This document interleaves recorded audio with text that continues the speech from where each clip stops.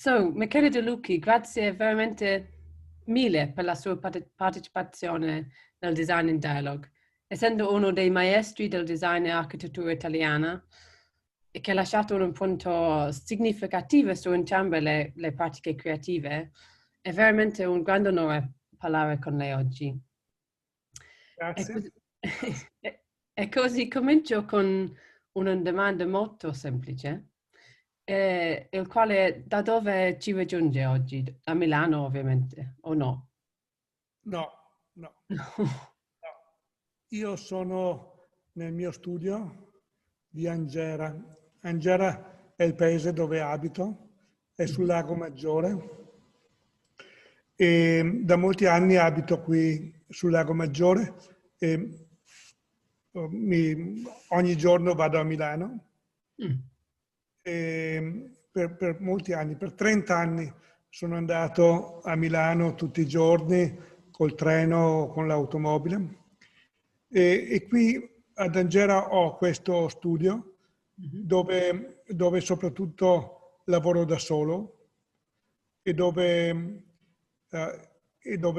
lavoro soprattutto sui miei progetti più di arte o di autoriali, dove è importante il mio lavoro come autore e come principale creatore.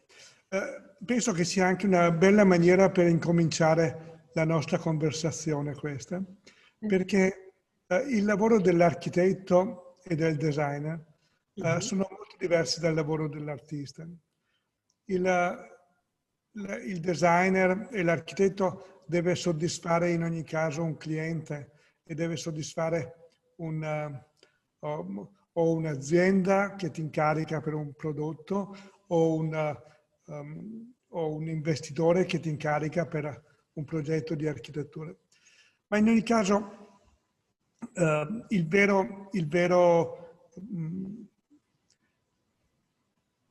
vero soggetto da soddisfare è sempre il pubblico vasto, la gente, le persone. Quando si lavora da artista, invece, il lavoro è un lavoro molto più solitario. Bisogna soddisfare soprattutto se stessi e bisogna soddisfare soprattutto la propria capacità di esprimere e di trovare formule che permettono di capire la tua riflessione, il tuo ragionamento, la tua emotività. E credo appunto che il design e l'architettura siano lavori da fare su due fronti, cioè non solamente sul lavoro da fare con gli altri, in team, in collaborazione con molte persone, ma anche lavori da fare per se stessi, lavori da fare mettendo insieme la propria sensibilità e il proprio desiderio di esprimere qualche cosa. Questo è un'introduzione molto bella, infatti, perché una delle cose molto visibili del lavoro suo è come grande. E infatti oggi non possiamo nemmeno iniziare a coprire tutto il lavoro suo, perché c'è questa molteplicità, anche una produttività, che è molto impressionante, pardon, dall'inizio dell'ambiente del radical design e i gruppi come Kavat, Global Tools e poi Memphis e Alchemia. E poi tutto questo lavoro sull'ampia scala, per i clienti come l'architettura a Georgia, a Giappone, in Germania, in Italia e molti altri posti. E con questi tre rami, si può dire, o queste tre identità che sembra oggi con AMDL Circle, in inglese lo dice così, produzione privata e anche l'opera d'arte. E questa molteplicità è una delle cose che vorrei esplorare in più profondità oggi. Bello, molto bene. Ok, ma anche oggi vorrei dare, visto che non possiamo discutere tutto, vorrei dare un senso alla fondamentalità del suo lavoro, interrogare alcuni aspetti forse meno conosciuti e anche aspetti per capire cosa ha guidato il lavoro passato e presente. E alcune immagini, ma cominciamo con questi tra un po', perché vorrei iniziare proprio con una domanda biografica. E quello è che proprio dall'inizio la decisione di studiare l'architettura a Firenze. E vorrei sapere cos'è che lei ha portato all'architettura, anche a Firenze. Beh, è una risposta molto, molto personale, Ah, ok. perché è una cosa che riguarda anche il tempo in cui ero bambino e il fatto che io sono un gemello, cioè ho un fratello gemello che è identico a me e che per molti anni nessuno ci sapeva distinguere, perché eravamo così uguali. Anche la mia madre non sempre ci distingueva e alla fine ci chiamava gemelli, cioè ci chiamava tutti e due, perché per lei era più facile pensare che eravamo un figlio solo e che eravamo una persona sola. Il fatto di essere così uniti, a un certo momento ci ha prodotto un grande desiderio di separarci, un grande desiderio di essere indipendenti e un grande desiderio di costruire la nostra personalità indipendente. E questa è la ragione per la quale io mi sono fatto crescere la barba. Mm. La barba ce l'ho da quando avevo 18 anni, da quando ho deciso di andare a studiare architettura a Firenze, cioè in una città che non era la mia città, perché io abitavo a Padova e sarebbe stato molto più comodo e molto più semplice andare a studiare a Venezia, dove c'era una scuola di architettura famosa in Italia, però sono andato a Firenze e questo per distinguermi e per dividermi da mio fratello gemello. E per molti anni abbiamo cercato di fare cose diverse. Mio fratello gemello è diventato uno scienziato chimico e poi lui è andato a vivere negli Stati Uniti, io sono rimasto a vivere in Italia, poi lui è tornato in Italia per insegnare all'Università di Venezia, ho lavorato con Ettore Sozzas, ho fatto le mie esperienze. E dopo, a un certo momento, quando mio padre e mia madre sono morti, abbiamo ricominciato ad avvicinarci e adesso siamo molto più vicini. Lui è un pittore, adesso è in pensione, non insegna più all'università e dipinge. Quindi in qualche maniera, anche lui è un artista, anche lui cerca di esprimere se stesso. E, seppur siamo molto diversi, però ugualmente abbiamo delle affinità. Sì, infatti, come Quello che è importante da dire è che questo, invece che essere un handicap, è stato un grande vantaggio perché mi ha permesso di costruire la mia personalità e ho imparato quanto importante è la personalità per gli uomini, per le persone, ma anche per gli oggetti, per gli edifici, per le architetture, per le idee. Le idee senza personalità non esistono. Quindi io metto la barba anche alle mie idee. questo è un molto bel modo di dire. Infatti, sì, ovviamente ha ragione, c'è una grande personalità distinto a molti dei suoi progetti, un'altra cosa che vogliamo ridiscutere in più. E dunque li studia a Firenze negli anni 70, ha coinciso con l'ascesa anche in qualche modo la caduta del radical design, almeno del periodo, diciamo, Sì, grande. sì. Sono stato molto fortunato. Tante volte nella vita sono stato fortunato, ma anche quella volta lì sono stato fortunato perché sono arrivato a Firenze in un momento in cui Firenze era una università di architettura viva, c'era molto movimento, c'era molta tensione culturale e intellettuale, c'erano dei personaggi straordinari come Adolfo Natalini, come Andrea Branzi e molti altri e sono entrato in contatto con loro poi mi sono trasferito a Milano e a Milano ho conosciuto gli altri protagonisti dell'architettura radicale come Ettore Sozzas, Alessandro Mendini.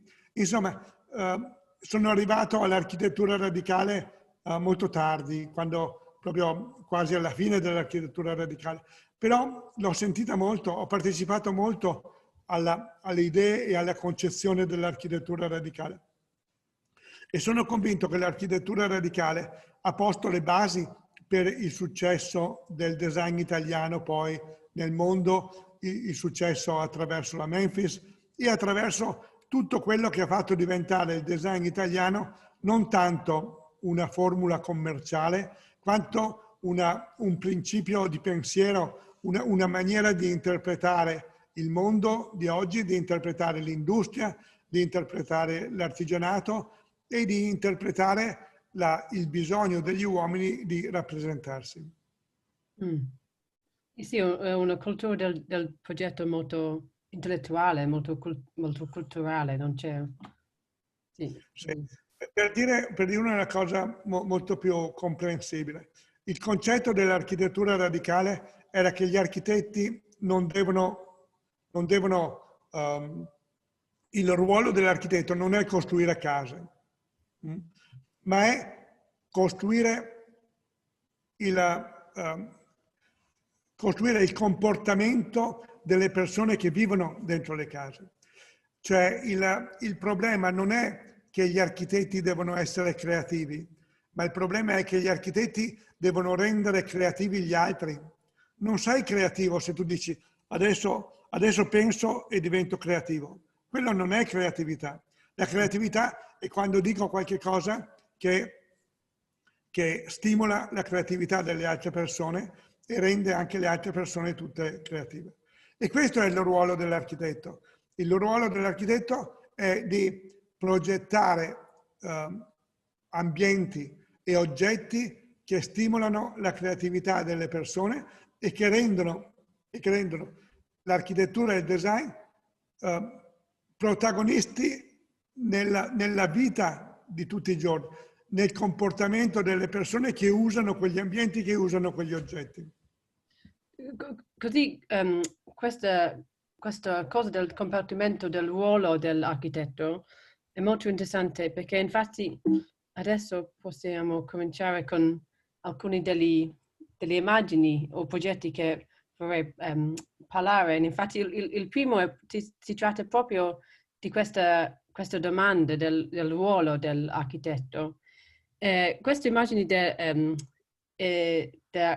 periodo in cui lei stava ancora studente, credo, nel 73, e questa performance del designer in generale del Triennale di Milano di 73. E questa, infatti, come forse già spiegato, era una contestazione contro un concetto del designer che qualcuno che impone. Esatto, esatto.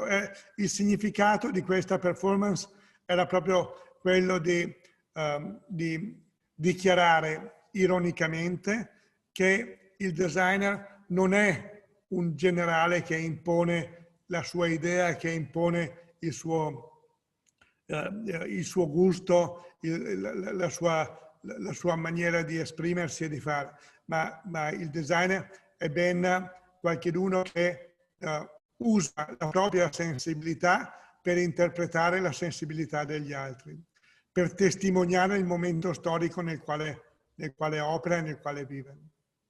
Ma crede che questa battaglia in cui partecipa questo generale è una battaglia che deve occorrere anche oggi? Dunque oggi crede che sia un concetto sbagliato del designer e architetto o ha cambiato da quel periodo? No, io credo che il messaggio dell'architettura radicale è ancora molto valido oggi. È molto valido oggi, è molto giusto oggi e anche molto dimostrabile oggi, perché il design si muove proprio attraverso anche le provocazioni dei designer, che diventano delle provocazioni costruttive quando sono comprese da tutti e utilizzate da tutti e diventano qualcosa che hanno un effetto più largo e più ampio nella società e nei comportamenti della società. Forse c'è un... Vedo molto nel ruolo etico dell'architetto e del designer. Infatti, in Gran Bretagna, dove sto io, ma anche in molte parti del mondo, c'è questo senso del ruolo etico, come ho detto, anche un senso dell'architetto come una figura più quasi democratica che nel passato, forse. Sì. E così torniamo a un altro progetto di questo periodo, infatti un gruppo in cui lei stava uno dei fondatori, e quello è Kavat. E Kavat credo che anche lei è molto, cioè conosce molto questo progetto, io tengo molto a questo gruppo, forse un po' troppo sconosciuto in paragone agli altri gruppi di quel periodo, anche che le foto e le immagini sono veramente arresting, come si dice in inglese. E Kavat ha cominciato quando lei stava ancora studente, nel 73, con 5 altri studenti. E abbiamo parlato un po' del radical design e che la strategia di formare un gruppo è una parte del modo di comportare del radical design. E sembrava con Kavat un po' continuava questa strategia di lavorare insieme. E così mi interessa capire cos'è che ha spinto a creare il gruppo Kavat e cos'erano le ambizioni, le idee del gruppo. Sì. Tra l'altro questa foto qui è una foto molto bella. Io sono lì al centro senza camicia, ma poi c'è Gaetano Pesce subito di lato ed Ettore Sozzas a fianco ancora. Quindi erano proprio le persone che io ammiravo di più in quel momento e che ammiro ancora oggi perché certamente sono nato e sono stato molto influenzato dal loro lavoro e dal pezzo di vita che ho fatto insieme a loro. Per noi il tema era proprio questo che dicevo, cioè dimostrare che l'architetto non deve necessariamente costruire case o produrre oggetti, quanto proprio stimolare la creatività attraverso il proprio lavoro e stimolare la creatività vuol dire entrare in contatto con il mondo, Credevamo molto che nell'evoluzione del mondo, nel fatto che ogni epoca viene definita da una maniera da un mental set definito e da una maniera di guardare verso il futuro e di immaginarsi un futuro migliore.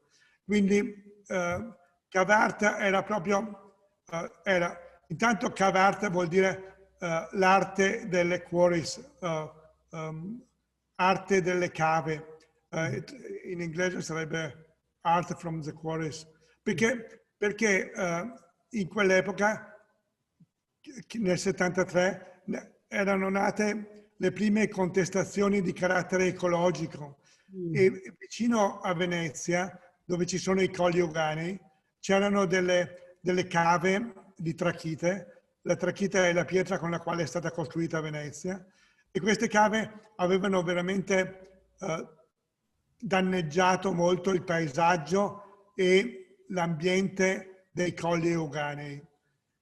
E così il nome della cava, il nome del gruppo è stato l'arte delle cave, perché volevamo andare a fare delle esposizioni, dei workshop, dei seminari all'interno delle cave e le cave erano diventate, esattamente queste, erano diventate un po' il nostro ambiente quotidiano. Abbiamo fatto tante manifestazioni all'interno delle cave, erano dei posti molto belli, molto monumentali, quasi delle cattedrali, però anche molto difficili. C'era un caldo infernale lì dentro, ve lo potete immaginare quanto caldo, perché non c'era ventilazione. Infatti, no shade either. Se, no shade at all. E qui invitavamo degli architetti e degli amici a progettare degli oggetti che noi realizzavamo dentro le cave, proprio per mettere l'ambiente dell'uomo in contatto con le ambizioni dell'uomo, le nostre speranze verso il futuro, insieme anche alla nostra capacità di immaginarci il futuro. E così era allora, ma così è anche oggi, perché anche oggi il grande tema è immaginarsi il futuro e immaginarsi un futuro sempre attivando tutte le capacità che abbiamo di pensare meglio e di pensare in maniera più positiva e più costruttiva. Infatti, questo filone ecologico che ha detto, che è presente anche, mi interessa come tutto è successo non solo nel paese, ma anche fuori, lontano dalla città, fuori dal centro del design. E mi sembra che forse anche questo fa parte della contestazione contro il design.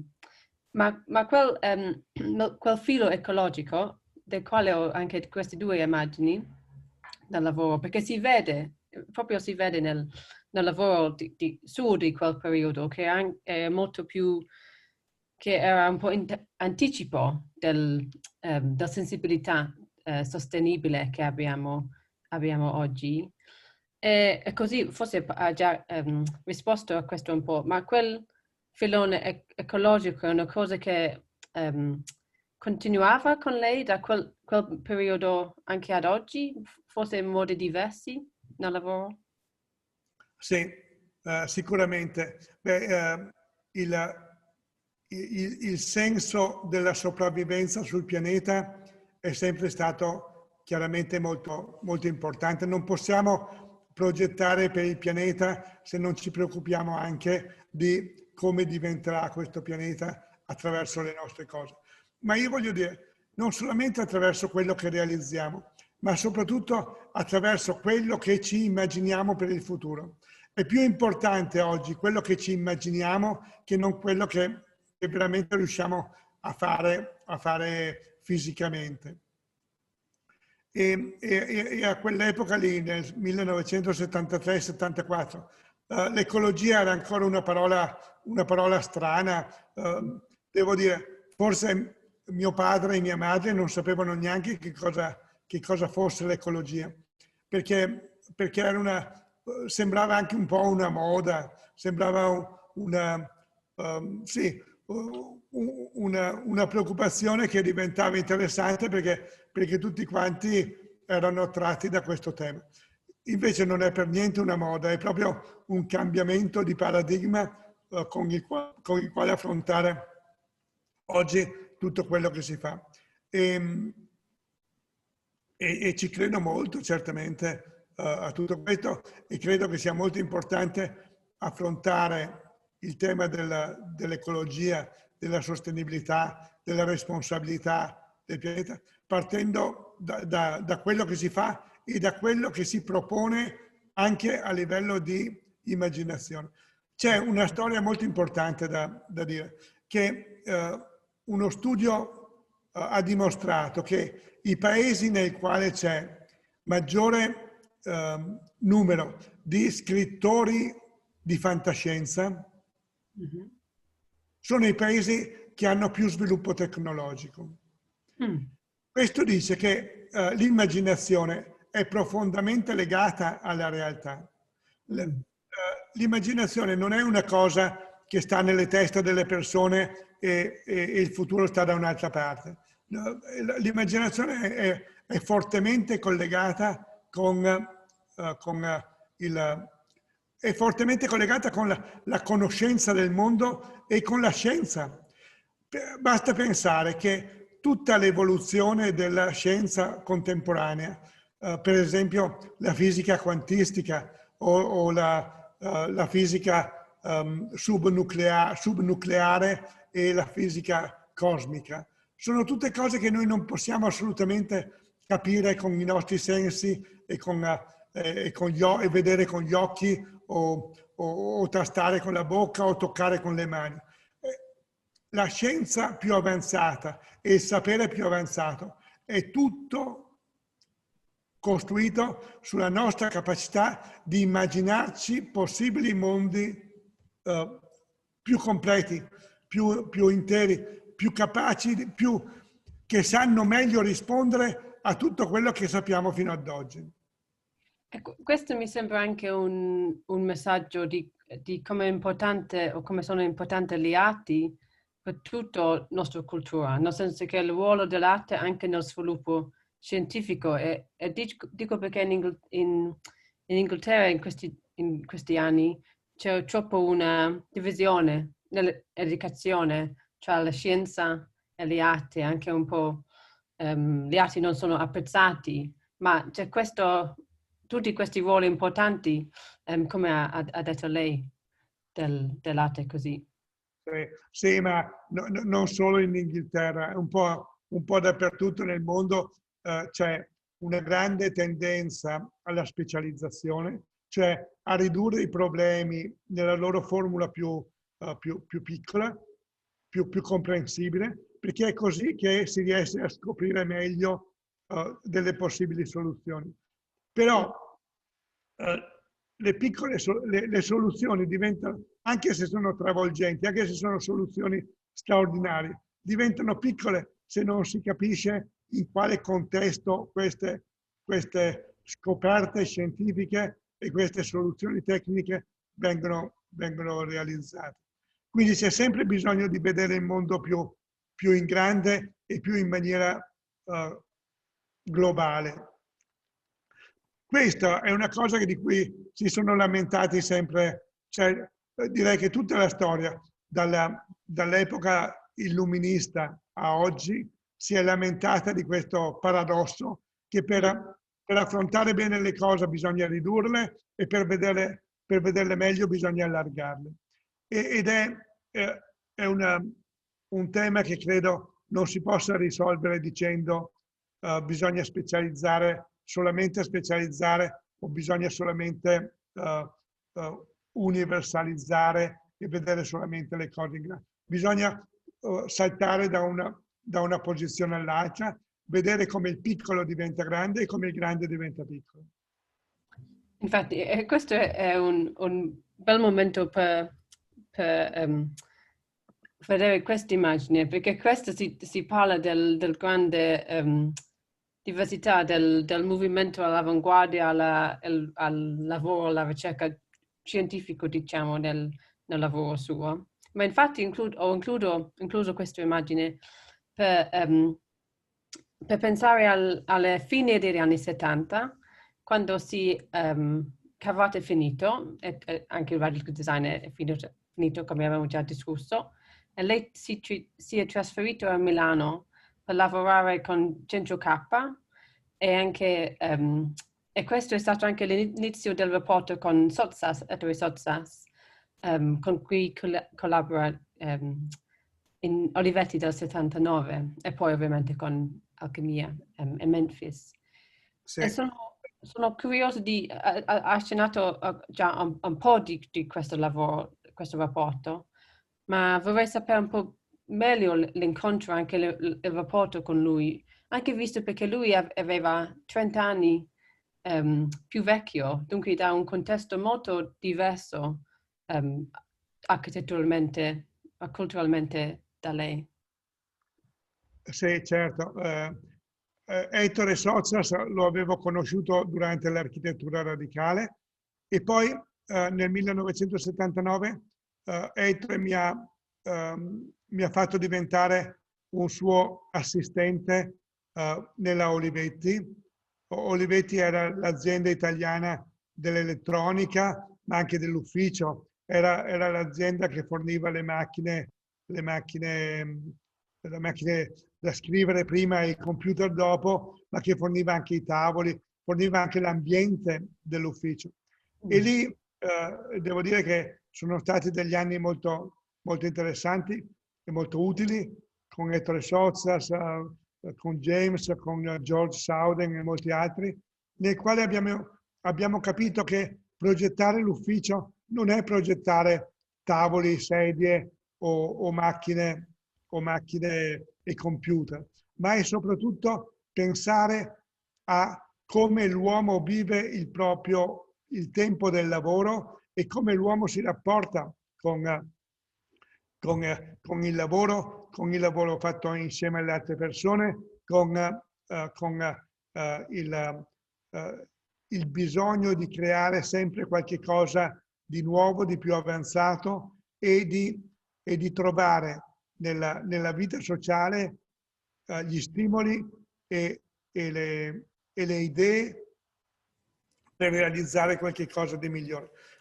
A vedere queste fotografie oggi mi sembrano proprio delle fotografie della preistoria, perché oggi sarebbe molto molto sbagliato vivere in questi ambienti e non avrebbe nemmeno più senso. Però bisogna pensare che in quell'epoca lì, nel 1985, esistevano già i computer, perché il Steve Jobs aveva fatto il suo primo computer nel 1981. Ma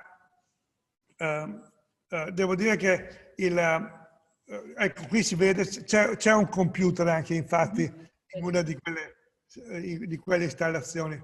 C'era un computer e c'era una macchina da scrivere.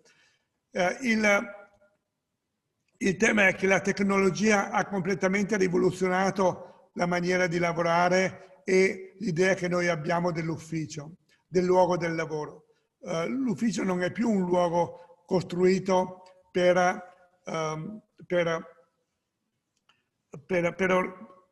mettere le persone una in fila all'altra e renderle produttive insieme. Ma oggi l'ufficio è il luogo della creatività, è il luogo dove bisogna esprimere creatività.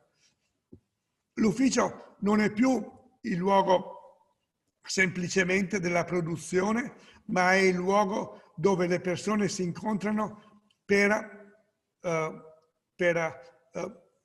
captare da tutti quanti i messaggi migliori per un domani migliore.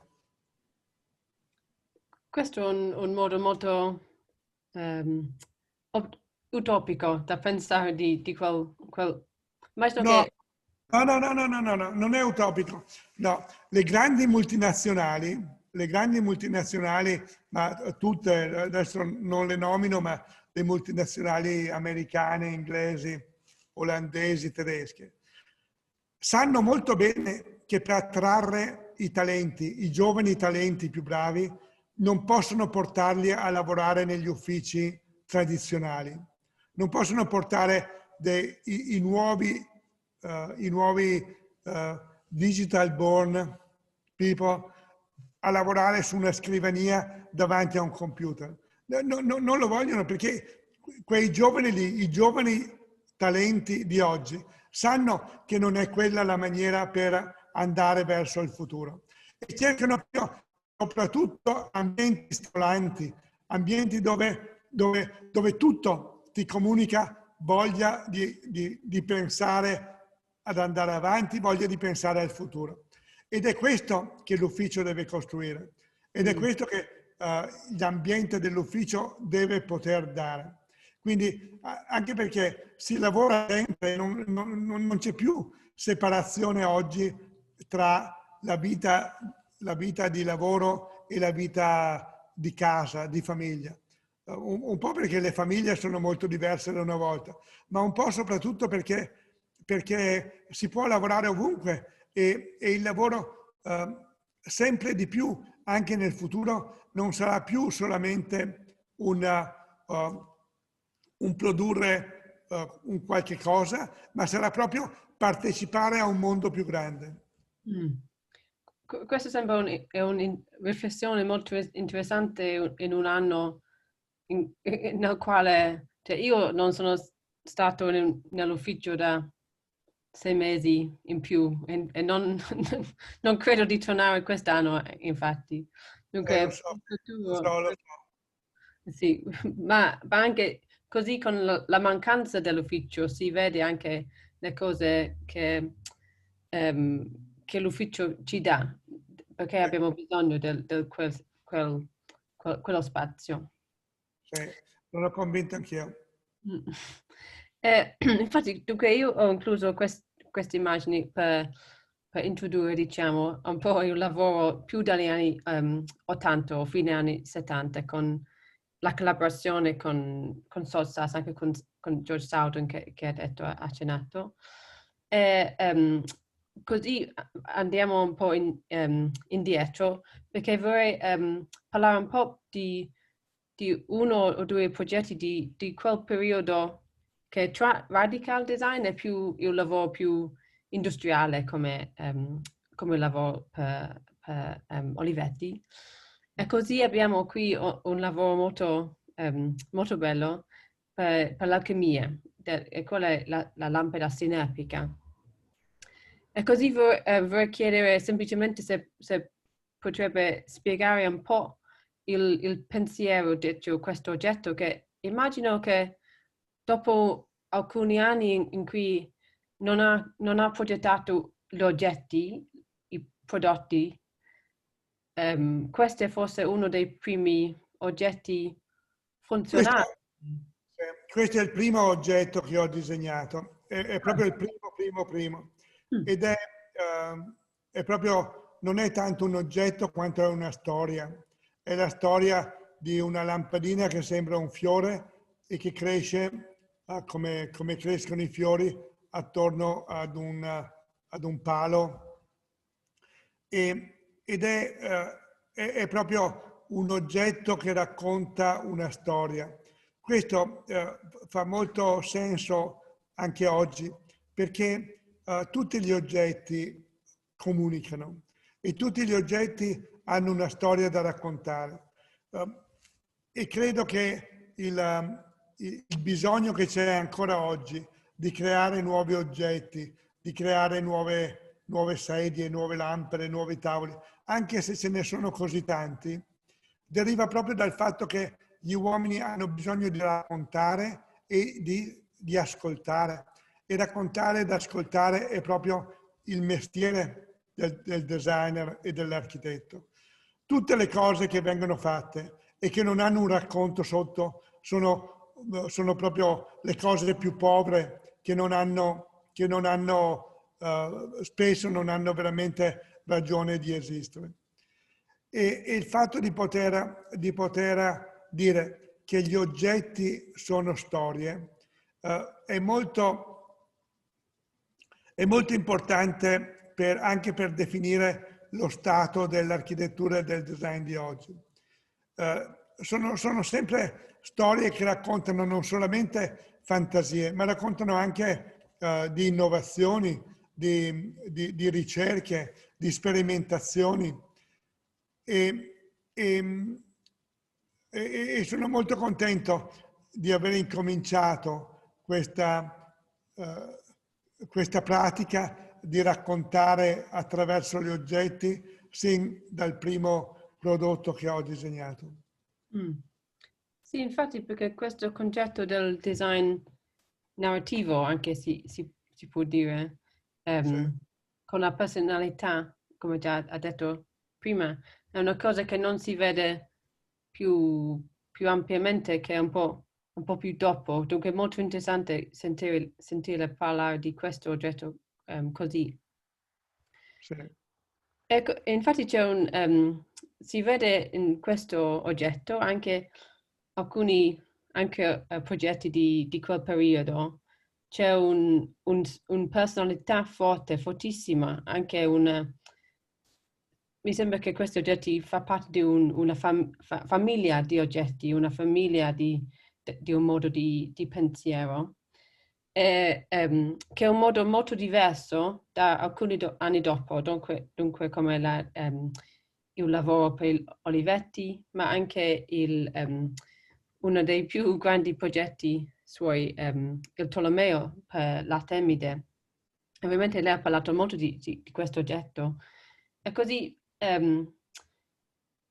questo è un molto bello oggetto. Io vorrei infatti, ho messo questa immagine per mostrare il grande cambiamento del lavoro, mi sembra, in questo periodo, che è kind of cambiato da un scalo più per la galleria, più prototipi, più modelli, più per mostrare.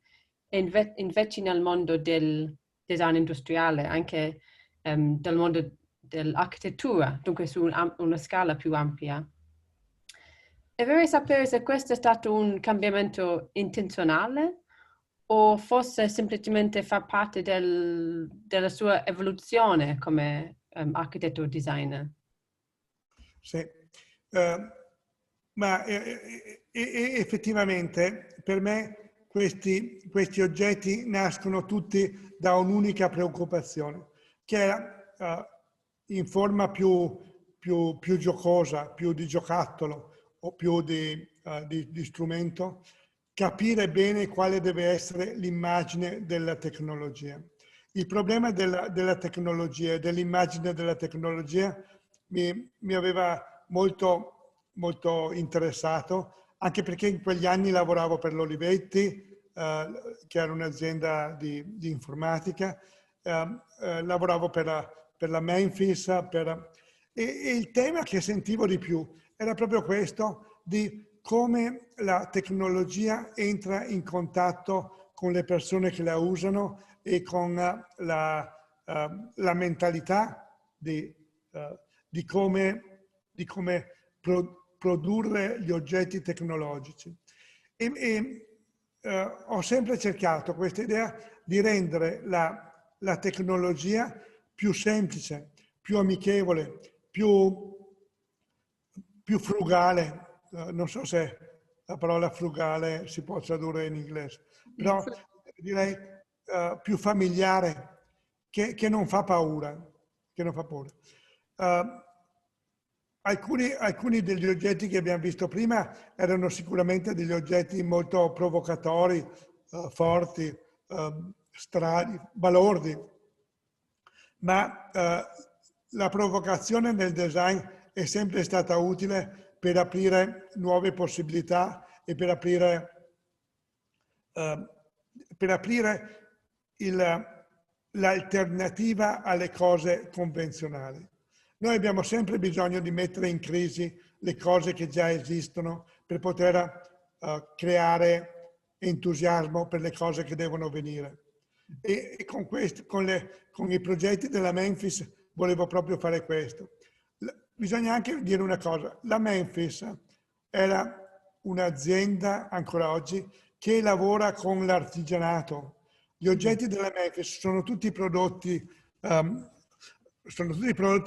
a mano, cioè a mano con le macchine, ma sono prodotti 1 ad 1 o 5 a 5 o 10 a 10, cioè sono dei prodotti fatti in piccole serie.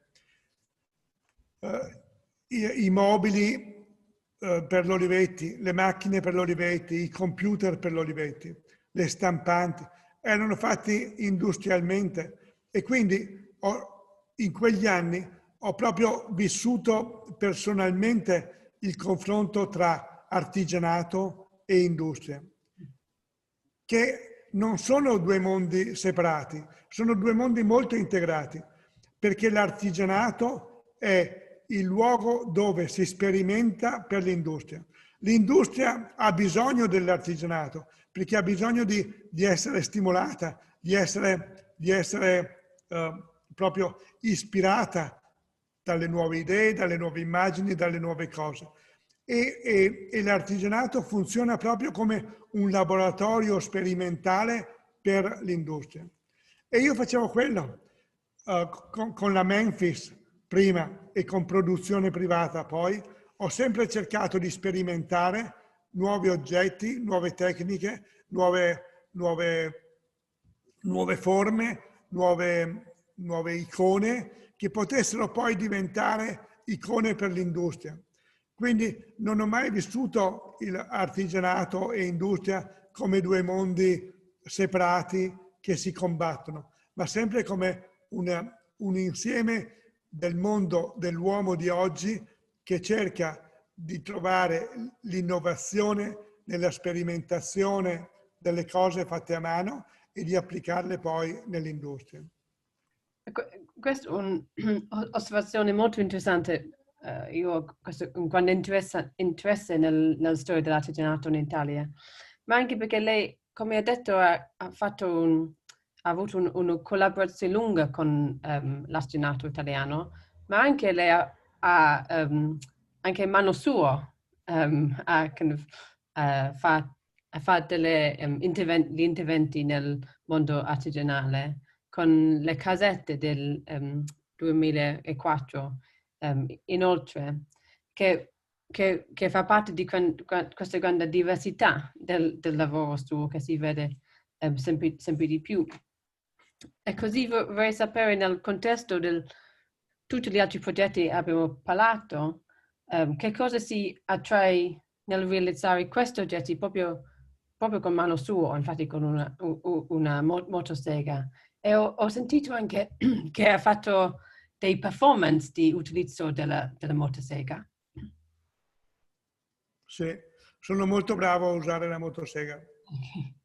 Non lo uso mai contro le persone, ma sono bravo a lavorare con il legno. No, il vero tema è la sperimentazione. La sperimentazione si fa da soli e si fa con gli altri. Tutto è sperimentazione. E quando ho fatto questi oggetti, queste casette, questi piccoli modelli di architettura, volevo proprio sperimentare il senso delle cose fatte a mano applicate nella grande scala dell'architettura. Volevo ben capire che cosa vuol dire quelle superfici che si vedono nel legno tagliato con la motosega, cosa diventano se vengono proiettate nella grande scala dell'architettura. E ho usato questi progetti anche poi per i progetti professionali nel quale poi dovevo invece proprio progettare i grandi edifici e renderli realizzabili. Come dicevamo all'inizio, lavorare sulla piccola scala e sulla grande scala, specializzarsi in piccoli temi e poi saperli portare in ambiti più ampi, più aperti, è sempre una formula utile e interessante per capire meglio che cosa succede alle cose e per evitare di fare le cose come si sono sempre fatte.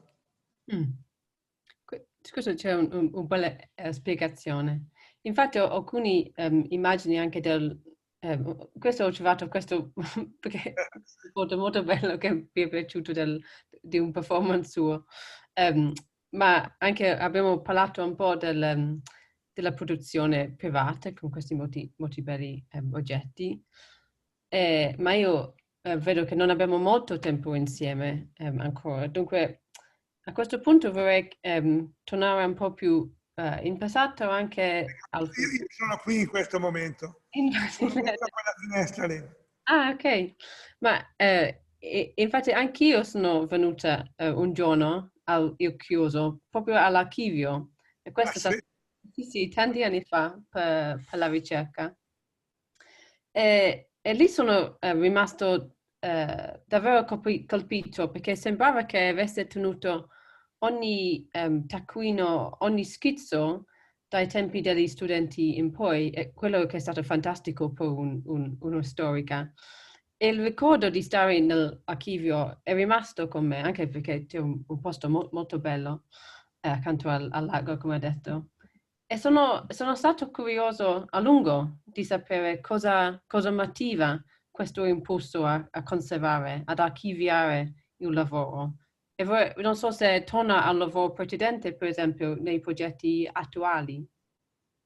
Sì, beh, allora c'è da dire che nel 2002 il Centre Pompidou mi ha chiesto di rilevare molti pezzi del mio archivio e quindi molte cose dell'architettura radicale i modelli, per esempio i primi modelli della Tolomeo e dei primi oggetti di produzione privata sono andati a Parigi, al Centre Pompidou e sono custoditi lì. Per cui quando ho capito che l'archivio poteva essere utile non solamente per guardare indietro, ma anche per guardare avanti, allora ho incominciato non tanto a raccogliere tutte le cose, ma a raccogliere quello che mi sembrava si combinasse meglio con possibili sperimentazioni da fare nel futuro. Questo problema del futuro per me è sempre stato molto molto importante. È più importante sicuramente del passato e sicuramente del presente. Capire come quello che sto facendo può essere poi anche utilizzato dalle nuove generazioni e per affrontare meglio quello che verrà dopo di me.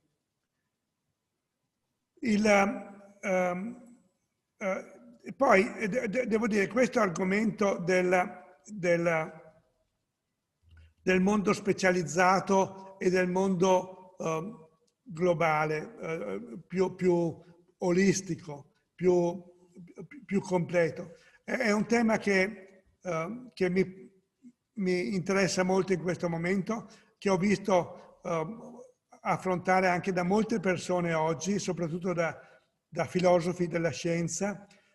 Ci sono dei rami della filosofia della scienza che proprio cercano di capire come mettere insieme tante esperienze che vengono oggi fatte indipendentemente le une dalle altre, ma che messe insieme prendono un significato nuovo e molto più completo, molto più ricco.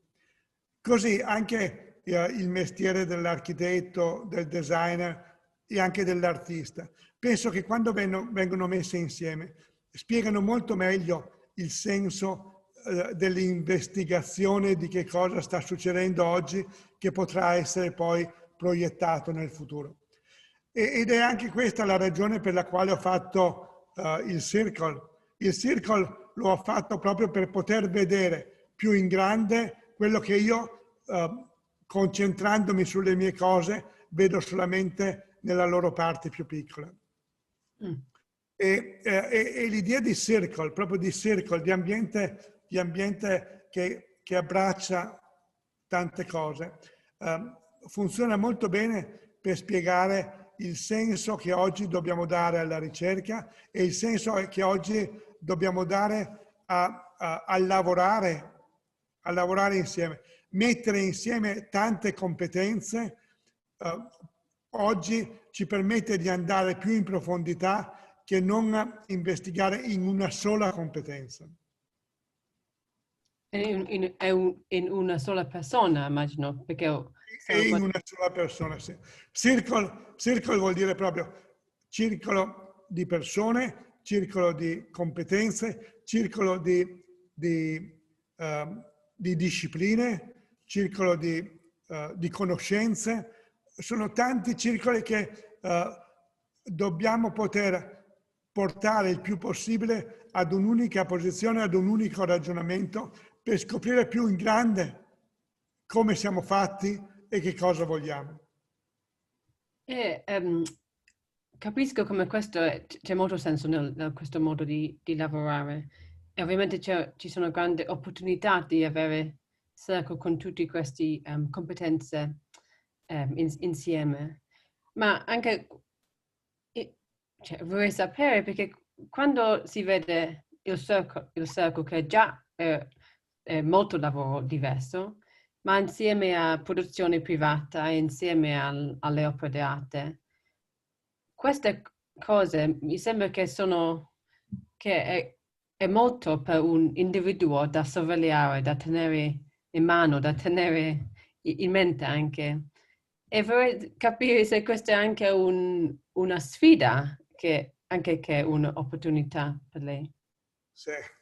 Beh, allora, il mio vero lavoro è cercare di capire il significato degli oggetti.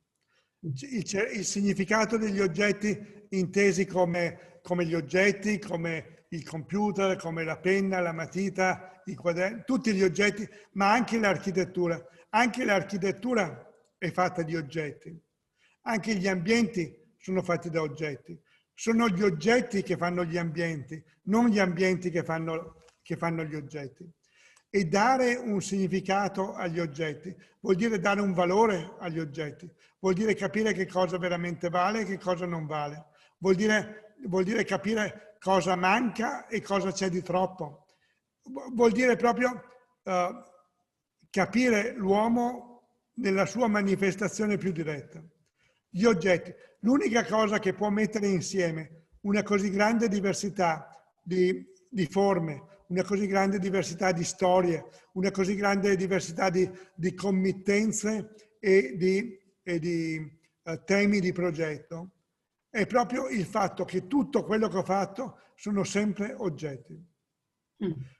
Sono oggetti che valgono perché raccontano una storia, perché rappresentano un momento, perché aprono delle visioni, aprono delle immaginazioni, perché pongono dei problemi e discutono di certi problemi.